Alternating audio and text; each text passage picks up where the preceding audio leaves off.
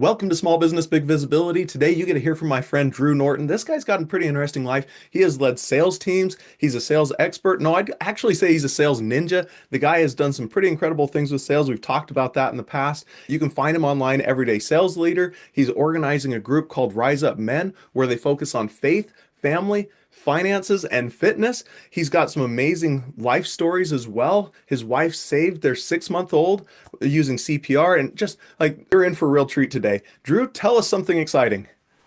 Yeah, what I'm most excited about that I'm working on currently is that group Rise Up Men that you just mentioned. We want to help men find more confidence in their faith, family, finance, and fitness. And so, honestly, a lot of what I do is really to help the old me. I look back where I was 5 or 10 years ago and say, what could I have used more of at that time in my life? And I've really just dedicated my life the last couple of years to serving that past me. Gotcha. So tell us about the past me. Who were you in the past? Yeah, and maybe for a little context, I'll tell a little bit about my background and where I come from, and we can dive Absolutely. into some of the stories you brought up. But I grew up in southeastern Arizona, a tiny community called Duncan. So we're talking 2,000 people, 28 kids in my graduating class. I love to say I was in the top 28, so did pretty well. And then Did you have sports teams? we did, yeah. I mean, we played 8-man football, if you've heard of that. Okay. Not enough, not enough to fill the full regular roster. It's actually pretty fun high scoring football. I didn't play football myself. Basketball and tennis is what I stuck to in high school. And yeah, just grew up in a really small community where family was important. It was a mining community, a farming community. So I Mhm. grew up working on the farms, in the fields, on the dairy, pitching pumpkins. So like hard work was a huge part of my my youth and my growing up. And went and served a mission for the Church of Jesus Christ of Latter-day Saints in Utah, of all places. Absolutely loved it. Not what I expected. And then I got What into part of sales, Utah were you in? the Ogden mission. Yeah. Okay. So north of Salt Lake, if someone's not familiar with Utah. And then from there went to school. I met my wife. Her name's Elizabeth. She's from New Mexico. We've been married now almost 14 years now. We've got four amazing, beautiful kids, a daughter and three little boys. And I got into sales early in college and never thought I would be in sales. I always, for a big part of my sales career, if you asked what I did, I would tell you anything and everything but sales. I think there's a stigma around that, and I love helping people overcome that stigma and get better at sales. And yeah, after leading teams, having a lot of success in sales, one of the companies I worked for, I was their number one rep. Had built some teams that were doing over $20 million in revenue a year. Just felt a bigger calling to go help more people, and got into coaching and consulting a couple of years ago. And one of the things I love helping people find is more confidence, whether that's in sales, whether that's a man finding confidence in his life, his family, as a leader. And so how can we help people have more confidence? And that's what I'm really committed to. So That's awesome. So I'm curious, when you were getting into sales, were you naturally good at it, or is it something that you developed? What was that like? I'm so glad you asked that, because no, it wasn't. I'm an introvert by nature, and I've also found a lot of times people think it's the extroverts who are the best at sales. Hmm. The longer I've done it, the more I find there's a lot of great introverts in sales. And for me, it was something that I've never been the type that could um, wing it, so to Okay. speak. Like when early on, I'd freeze up, I'd stumble over my words. And for me, I think my superpower in life has been I'm really curious and I enjoy learning. And so often what would happen, I got into sales because I was like, well, I know I can work hard and I know I can at least make as much money as the other guys doing this. And I grew to Gotcha. love sales because the harder I worked, the more I made. And so from an effort perspective, I came to realize, hey, the more I can work twice as hard at my day job, but in a sales job, I work twice as hard. I can make twice as much. Yeah. And then over time, as you learn and you develop the skill set, that becomes a multiplier in Mhm. that industry. And so, but simply no, I wasn't good at it. And I just have a mind that loves to fix things and that's curious about things. And so when I would have a sales conversation and it didn't go well, every time I was walking away from it, I was like, what could I have said different? What could I have said better? Right, What right. what was my tone? Where were things going well when everything fell apart? Like, okay, what did I do that created that? And that's helped me tremendously throughout my career and helped me develop and become really good at sales. So a lot of introspection and analysis then is what led to Yeah. real success for you. Yeah. Gotcha. Yep. Totally. So do you have any good sales stories? Yeah, I guess it depends on what we want to where we want to go with that. I mean, I feel like I've seen and heard everything. I've had people yell at me. I've made some incredible friends. One of the best things that happened because of selling someone is they ended up selling me the apartments in a restaurant that I now own. Um, and yeah, no, there's a lot of, I guess, what kind of story would we want? Would we want a crazy story? Do we want an Let's go inspiring crazy. story? Do you have anything crazy? Those are always the best. Oh man, Because I've sat and you did some door-to-door sales, right? yeah, that's where I got started. So I got started in the door-to-door space, and that's probably where the craziest ones come from. I mean, sometimes you get into a home I mean, I can think of several times where I got into homes with hoarders that were just disgusting and it Mm. smells and they've got money and they're excited for what you have and so you sit through it and you help them out and what I think has been interesting and this is something I've seen happen several times in sales conversations. I've come to learn like part of the reason people don't like sales or there's a stigma around it is they feel like the salesperson is trying to get you to do something that's not in your best interest. Oh, And right. so I believe you're not selling when you do that. And that if you stand on your morals, if you believe you help someone, you have a moral obligation to help them see why. And if not, you have a moral obligation in a sales role to tell them no. And so sometimes the coolest situations have been when I've told someone, I don't think you should do this. Here's Mm. the reasons why. And then they want to do it more, or they've referred me business, or they become a customer 6 months down the road when they're in a better position. And I have several times things like that have happened. And I think what I would say about sales in general that I see is often a challenge for people. It's like you're selling every day, whether you realize it or not. You're selling when you get your kids to eat their broccoli. You're in sales when negotiate with your wife over where you're going for dinner on your date. When you have a challenge in your business and you've got to direct the team through that and you've got to lead them and say, hey, this is the way that we're going. You're selling your team. So I love saying, I love this idea. And I like to say that sales is life. You can't improve at sales and not see it impact and make every area of your life better. Oh, wow. And so self-development's something huge and important to me. And I have a really good friend who we used to lead a team together. And he used to say that sales is just self-development wrapped into a money-making opportunity. And I found that to be true. Interesting. So if you were giving advice to someone who knows they have to do sales and yet they hate it, what kind of advice would you give someone in that position? Maybe a small business owner and it's part of what they have to do right now, you know? Yeah. First, it'd be what are the limiting beliefs you have about those? And let's actually take a minute and figure those out and write those down.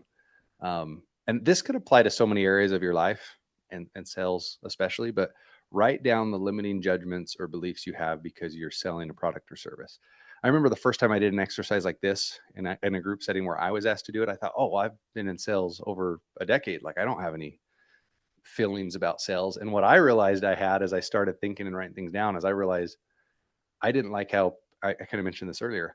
I didn't I had limitations around how others viewed me because I was in sales. I didn't have a problem selling someone, but I had a lot of, I don't know, shame around being a salesperson, I guess, because of the stigmas that are out there. So I think one, it's just like writing those things down. And sometimes when you write them down or you say them out loud, you start to realize how ridiculous they are. And Mm. then that allows you to, okay, let's replace it with something new, maybe create an affirmation or a new belief around this going forward. And I think if you just learn to believe, hey, sales is service, sales can be freedom, selling can be leadership. And I've found sometimes it means just reframing how we look at what we're doing for people. You may, and if you don't want to call it sales, you don't have to. I lean into that. Hmm. And if you say, hey, I'm serving people, I'm guiding people, if that lens makes it easier for you, I think that's the thing to remember. There's nothing to feel guilty about if you're serving someone and doing what's in their best interest at the end of the day. I love that. That's a great concept that when you're doing what's in their best interest, how could that be a negative thing? Yeah. Yeah. So now going back earlier, we were talking about how you're organizing this group around faith, family, fitness, and finance. Which of Hmm. those would you say was the one that was the hardest for you naturally, that you've really feel like you've blossomed and grown in? Yeah. I think there's probably been a time where every one of those has been the weakest area in my Hmm. life. Um, I think where things would kick off would at one point it was probably the finance and fitness at first, and then it probably flipped Okay. where it was the faith and family that were the weak areas. If you want, I'll share talk through a little bit of that. Absolutely. Yeah. So, um, so I'd been in sales and I was in a sales role and working in a job that I previously would have thought would have been a dream job for me. And had been in this spot and organization for 5 or 6 years and just felt like I wasn't progressing as fast as I wanted to. And I won't get into all the reasons about the job and why that was, Hmm. but I remember having a friend who he had started doing real estate. And if anyone has a background in real estate, they've probably read Rich Dad Poor Dad. He introduced that to me. And that was one of the biggest shifts in my mindset was reading that book. And one of the first lessons he teaches is this, like, I mean, if you've grown up in a big family or in a home with a budget, like you've heard, I can't afford it. Hmm. And so one of the things he teaches in that book is to ask yourself, how can I afford it? Yeah. And I remember just thinking that, and I never had thought about that for the first time. And, I wanted to get into real estate and I felt like, hey, I'm going to have to save up a ton of money someday. And this is going to be 10, 20 years down the road before I'll ever be able to do this. I read that book and a couple months later, I had my first real estate, my first property. I Whoa. got creative. I said, how can I afford it? I didn't have the savings to do that. So I went and took a line of credit out on my house, negotiated a good deal with somebody, used that line of credit to put the down payment on the house. Next thing I knew, I was a landlord. And I was like, wow, like that happened all because I just asked myself a different question. And so I think my mind started to shift and change around money there. Um, and that ended up leading me to change careers. And you mentioned the story about the CPR and my wife, and let me share that next. So I made this career change, and part of it I thought was, hey, I'm doing this to make money. Like I'm going to be making so much money. It's going to be so great. It's going to bless my life so much. And it did. That career change ultimately was a great decision for me. I left from a W-2 job, went self-employed, 1099 into a new sales career. And I realized part of what I realized reading that book, and I was like, I've got to double down and get better at what I'm doing. And walking away from a guaranteed salary with a wife and 3 kids to full commission back to that. And I'd done that in door to door before. It's like, okay, I got to make sure if I do this, it's going to work for our family. So I doubled down. I started studying, watching YouTube, paying for the first time, paying for training or coaching or mentorship, Hmm. and just started to see my ability grow. And one day coming home, we had an apartment because I was working out of market a couple hours away, and called my wife to say, hey, she'd come down, stay with me a couple days at a time. Let's get the kids ready. We're going to head home. And she was laying on the couch, and um, our baby was sleeping at the time, and she at first almost went back to sleep and thought, no, I need to go get him. She had a prompting that, hey, get up, get him ready, get him out of bed. And she went to go get him from bed. In the meantime, I'm driving home. As I pull past the gates and pull to turn into the apartment complex, I can hear sirens coming. I pull up to the apartment. I open the door. My wife's in tears, kneeling on the floor. Our 6-month son is on the ground, wheezing. So he's barely breathing. I could tell something was wrong.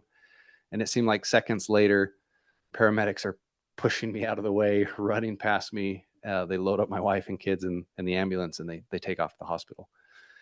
And so what happened in that 10, 15-minute drive home, when my wife went to get him up, she found him face down and in this pack and play. He was limp and gray and wasn't breathing when she picked him up.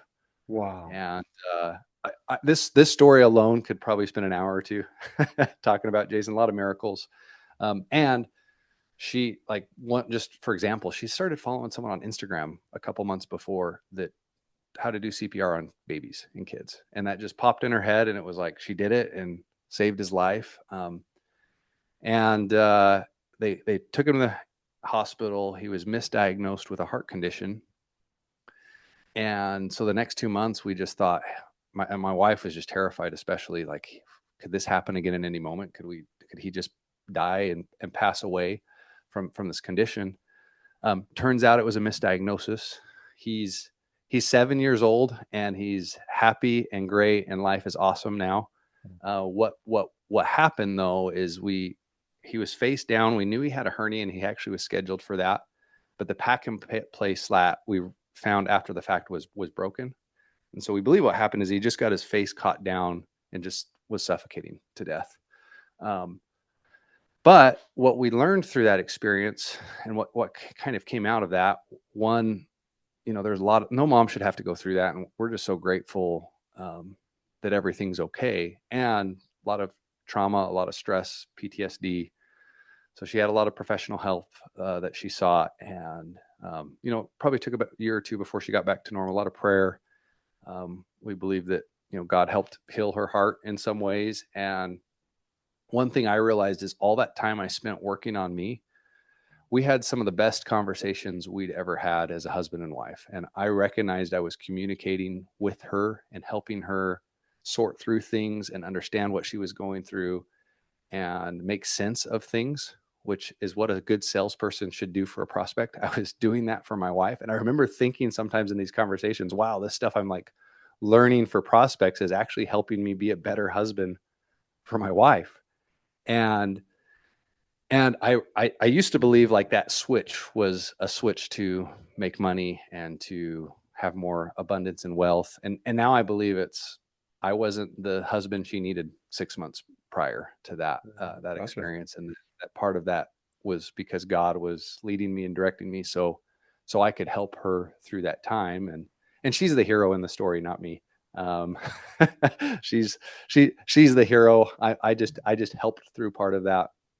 And so I believe that like sales is life, that you can't get better at sales, or you can't work on yourself as a man, as a husband and a father, and not see it bless yourself, your family, and others. Sure. I rambled there for a few minutes. Sorry, Jason. It's all good. No, that's an incredible story. I imagine that would have carried, it would have been one of those pivotal moments that even though it was a short period of time for the actual moment, it's transitioned everything for your life going forward. Yeah. And since then, self-development's just become more and more important to me.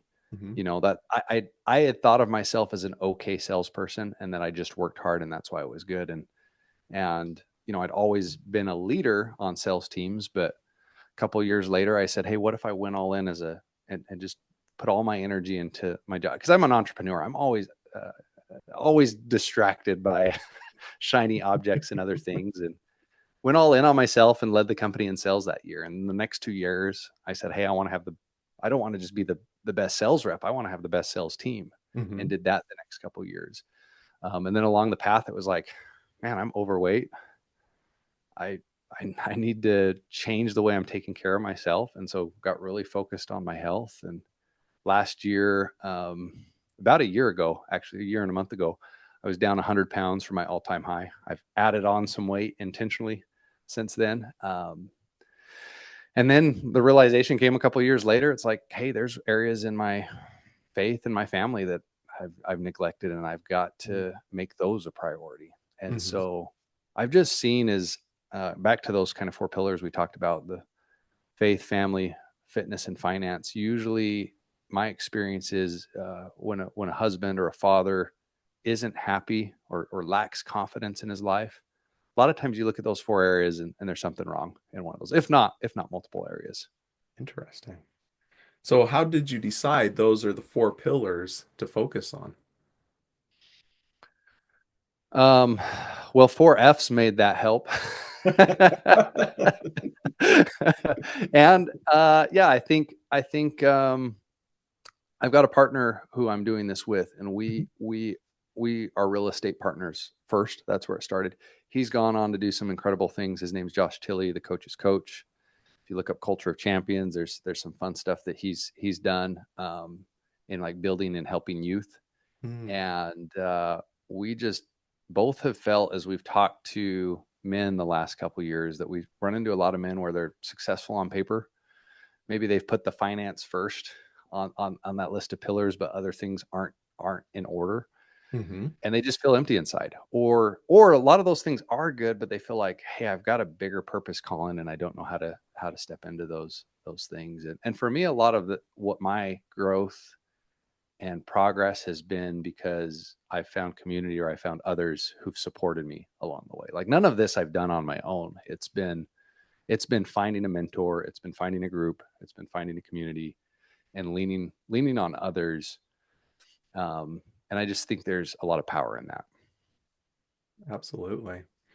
So rolling back to the sales again for a minute, Yeah. like how, because you've done sales for a number of years and that was like the job.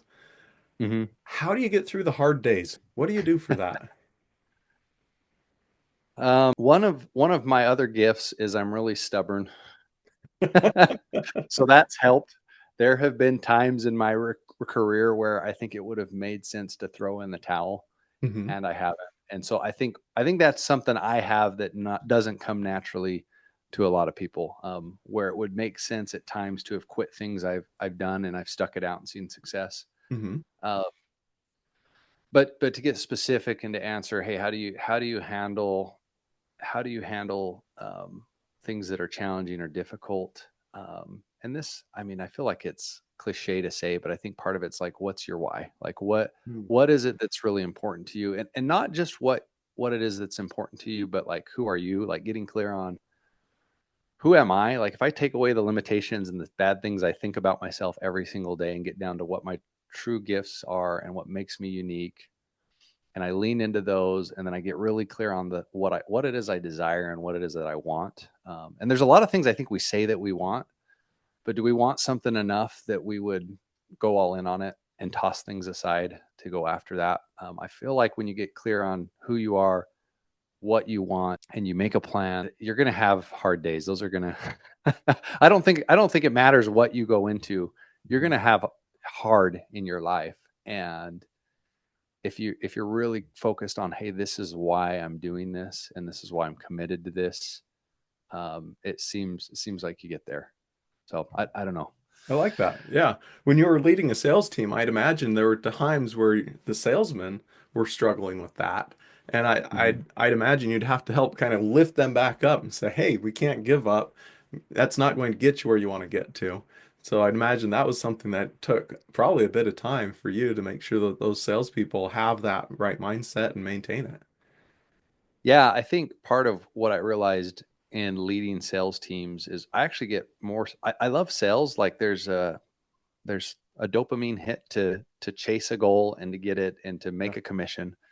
And I think that's part of why I enjoy sales. But what I actually get a lot more fulfillment out of is, and I recognize this being in leadership roles inside of sales organizations, is I actually enjoyed seeing someone else get it where they were struggling. I could see clearly, hey, this is what needs to be fixed. Hmm. Saying, hey, let's fix this. And when people implemented it and saw success and came back and expressed gratitude, like that, to me, that's the best feeling in the world. And I think that's why I've gotten into coaching and consulting and working with others. Money's great, and there's something about making an impact in someone's life that to me, I don't know, words don't describe it. For sure. So now let's jump in a completely different direction. It's almost Christmas. We're recording this right around Christmas time. What has faith done for you, and why is faith one of those pillars? And how do you think faith should fit for anyone generally speaking. Yeah. And maybe when you asked me a minute ago, how do you get hard times? Maybe I should have said faith. And as you asked that, and I'm thinking about that pillar, I'm thinking about there have been pivotal moments where I've made big changes in my career. So one of those was the one I talked about earlier. It was walking away from a really good opportunity that would have been my dream job early in life.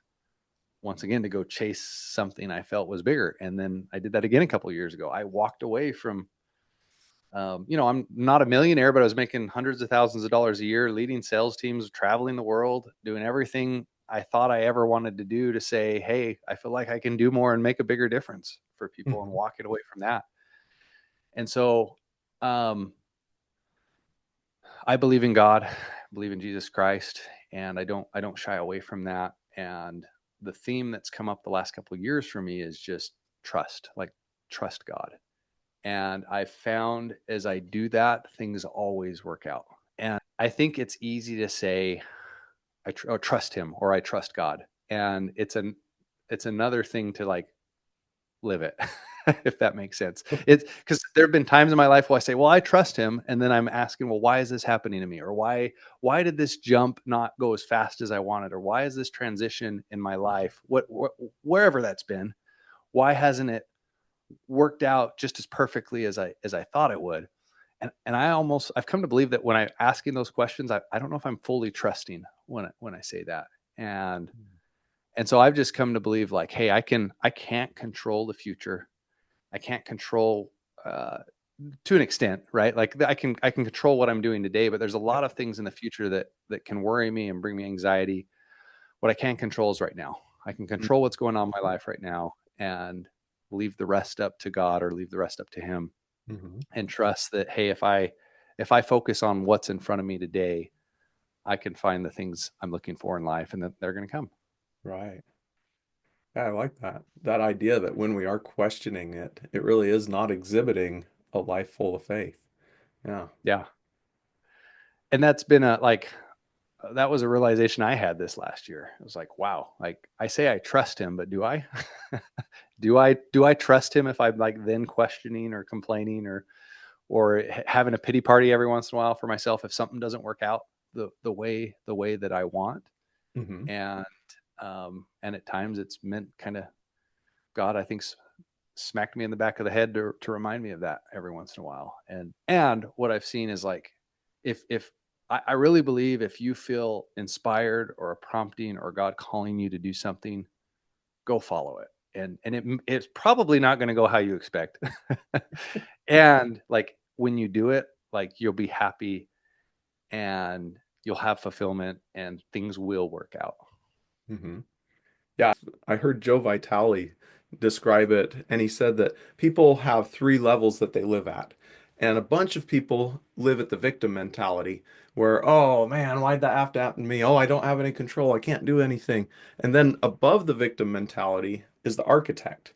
And the architect is the person who says, oh no, I'm going to control it all. I'm going to do it all. I'm going to make it happen. I'm going to drag this thing. I'm going to push that rock up the mountain.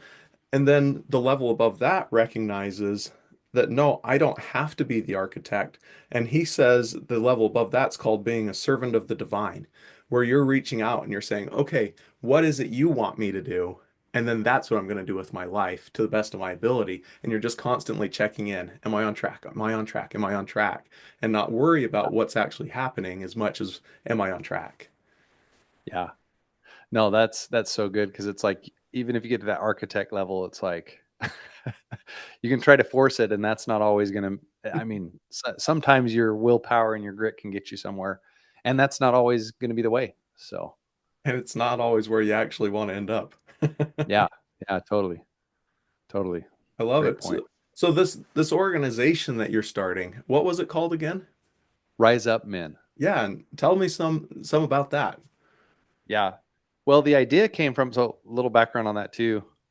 And I hope for our listener, I hope they don't feel like maybe it's just the ADD in me, but jumping around on all these different things. So the Uh, podcast is for small business owners, and I saw a so we got a bunch statistic. of ADD listeners. 30% of small business owners have ADD. So this is perfect. Right? We're the right format for the right people.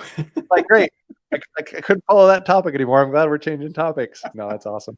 Um, there's obviously some through lines in all of this, and so maybe I can connect a couple dots here in a second too. But back to the start of my partnership in real estate, my partner who I'm doing this men's group with, Josh Tilley, he and I actually took a self-reliance class from our church, Mhm. and we kind of both went in feeling like nothing wrong with Dave Ramsey, but like, is this going to be an anti-debt, make you feel bad for how you spend your money kind of class?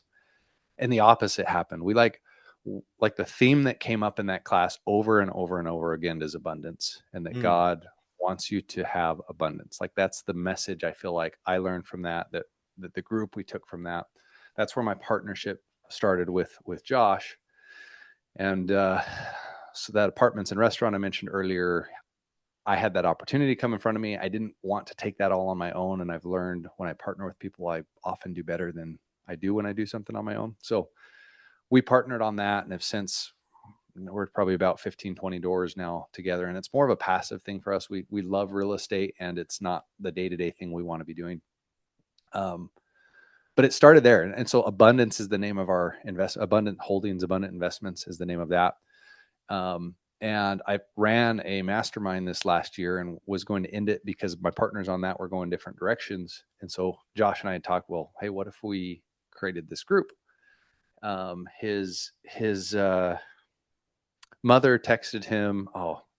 I need to have this memorized now if I'm going to tell this story. Texted him a scripture from Romans that talks about more than conquerors, like Mm. being more than a conqueror. And the words, and I'm going to butcher the translation. It's hypernikao, and it more than conquers, and another translation for more than is abundance. So she sent that to him because she knows that's been a big theme for our business and our partnership. And so we just were talking about, hey, what about this idea of like abundance and more than conquerors? And it just kind of turned into like, we want to help men rise up men. So the idea is like, we want to help people have an abundant life in faith, family, fitness, and finance, and focus on those pillars. And so if you're listening and you're interested, and you come check out our group and what we're a part of, like what we're going to invite men to do in this is come in and pick a pillar, and let's get clear on who you are, your identity, what you want, your purpose, and create a battle plan and just take some action, and Mm. work on that for a solid, probably 3 or 4 months or longer if you need it, and then move to the next area. And so we're going to have a mix of, weekly calls online, quarterly events, an app and a community, and just really excited for it because I've seen a lot of times when men are struggling, it's kind of back to that victim thing you're talking about. Like, there were years I spent blaming my wife for the reasons I was overweight. Like, oh, she won't go to the gym with me. She does all the cooking. She does the grocery shopping. And it was really easy to like blame my wife and make it her fault and her problem. And one day it was Stop like, cooking so good, honey. It's your fault yeah, I'm you fat. bake really good cookies and brownies every night, and you cook too much great food, and you fill the cabinets. So like, I have no control. I can't control myself. So it's your fault that I can't control myself. Like, that was like, and that, as stupid as that sounds out loud, I Victim bet. level, right? Victim level, Right. 100%. I know there's probably a listener on here that's doing the exact same thing. And I say that out of love because that was me. I was doing that. And finally there just came a point where it's like, no, if I want to change, I've got to do something for me. Yeah. And and I really believe, like, you can't, cliche, but you can't pour out of an empty cup. Like, I can't be the dad for my kids if I don't take care of me. I can't be the husband for my spouse if I don't take care of me. And that's just appeared over and over and over again in different areas of my life. And every once in a while, I get a reminder of like, hey, you think you're doing good? Here's an area where you're not. Mm. And yeah, recently I had a couple things just like that come up, and was reading in Proverbs. Everyone knows the scripture about trust in the Lord with all thine heart. We talked about that idea of trust. Hmm. Later it talks about that God chastens those he loves. And so when you Mm. feel some of that chastening, for me, it's been a reminder, hey, I'm feeling this because God loves me. He's calling me forward. And yeah, we want to So have help you more ever men. felt like God loves you too much? Like, Sometimes, a little less chastening, please. yeah, the 2 days before I read that, I've recognized some ways I wasn't showing up in my faith and my beliefs, and even with my spouse. Like, I'm not perfect. We've got a great marriage. Mhm. I went to my wife a few weeks ago, and it's probably been a couple months now, and I went to apologize because I recognized there were some ways that last week I had snapped, or life gets at you, Hmm. and typically when I apologize, I get a that's okay, and this time it was a, well, you're right, you haven't been showing up like you should, and I got some chastening, and later felt like, you know what, she was right, and I'm glad she was willing to say that to me, because Hmm. it was something I needed to hear, because there were just some little things, nothing big, nothing like our marriage was falling apart, but there were ways that I could show up better as a husband for her and as a father for my kids. And so as this part of this group, me and Josh, it's like, we're not saying we're the experts at all this. Sure. We're everyday guys that are going through this stuff in our own life as well. And we just have seen what's worked and made our Mhm. lives better and want to prove that. And we're going to partner and bring people into our group that speak and support in those different pillars, because we're not the experts on all of those categories.